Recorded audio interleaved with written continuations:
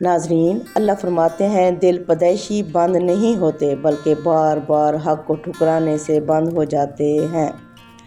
جب رسول تمہاری مرضی کے خلاف آئے تو تم نے کسی کو جھٹلایا اور کسی کو قتل کر ڈالا، اور پھر کہا ہمارے دلوں پر پردے ہیں، بلکہ تمہارے کفر کی وجہ سے تم اللہ کی رحمت سے دور کر دیے گئے ہو۔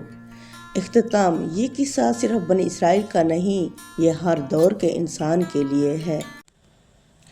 آیت کا مرکزی مضمون کیا ہے؟ اس آیت میں اللہ تعالیٰ بنی اسرائیل کی ایک مسلسل روش کو بے نقاب کر رہے ہیں، یعنی یہ کوئی ایک واقعہ نہیں بلکہ ایک سوچی سمجھی عادت تھی۔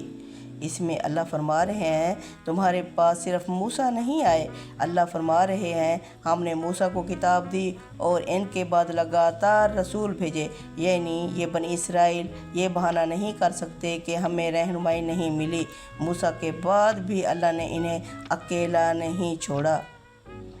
عیسیٰ ابن مریم کو واضح نشانیاں دی گئیں۔ یہاں خاص طور پر عیسیٰ علیہ السلام کا ذکر کیونکہ وہ معجزات کے ساتھ آئے، مردوں کو زندہ کرنا، مادرزاد اندھوں کو شفا دینا، روح القدس جبرائیل کی تائید ان کے ساتھ تھی، یعنی حق بالکل کھلا ہوا تھا، کوئی ابہام نہیں تھا۔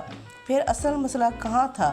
اصل بیماری اللہ بتاتے ہیں جب بھی کوئی رسول تمہاری خواہش کے خلاف آیا، یعنی رسول حق لے کر آئے لیکن وہ حق ان کی مرضی، مفاد اور تکبر کے خلاف تھا، تو پھر 3 رویے بیان کیے گئے۔ اللہ 3 درجے بتاتے ہیں۔ پہلا تکذیب، ایک گروہ کو جھٹلایا۔ دوسرا قتل، ایک گروہ کو قتل کیا۔ یہ بات بہت سخت ہے لیکن حقیقت یہی ہے کہ کئی انبیاء کو بنی اسرائیل نے واقعی قتل کیا۔ پھر عجیب عذر پیش کیا، ہمارے دلوں پر پردے ہیں، یعنی انہوں نے کہا ہم سمجھ ہی نہیں سکتے، ہمارے دل بند ہیں۔ یہ معصوم بات نہیں تھی بلکہ اپنی ضد کو تقدیر بنا کر پیش کرنا، گناہ کو مجبوری کہنا۔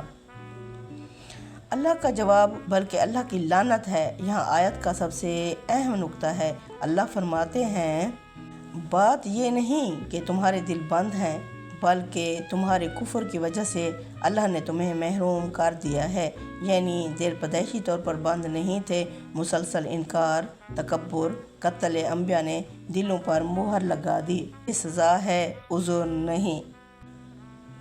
خلاصہ سمجھنے کے لیے بہت اہم، رسولوں کی کمی نہیں تھی، نشانیوں کی کمی نہیں تھی، مسئلہ صرف ایک تھا، حق کو برداشت نہ کرنا۔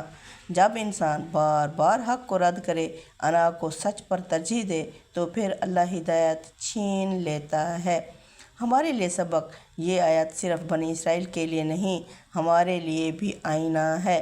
کہیں ہم بھی حق اس لیے تو نہیں چھوڑ دیتے کہ وہ ہماری مرضی کے خلاف ہے، کہیں ہم بھی سمجھ نہیں آتی کہہ کر خود کو بری تو نہیں کر لیتے۔